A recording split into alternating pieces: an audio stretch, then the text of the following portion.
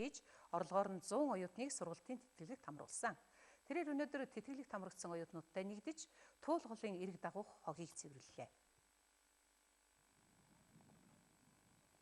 Улаанбаатар хотын Ундны усны их үүсвэр болсон туул голын дагуу хог ихтэй байна.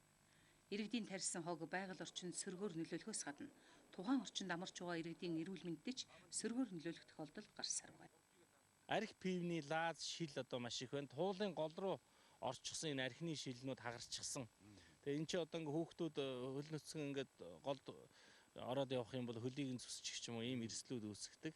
Тэгэхээр ийм зүйлийг бол цаашдаа ер нь бид нар бүгдээ энэ соён гэгэрүүлэх аяныг бол одоо маш сайн хийж өгөх хэрэгтэй юм байна гэж ингэж ойлгож байгаа. Тэгээ энийг бас эх жилээс үг хамт хийнэ гэж бодож байна.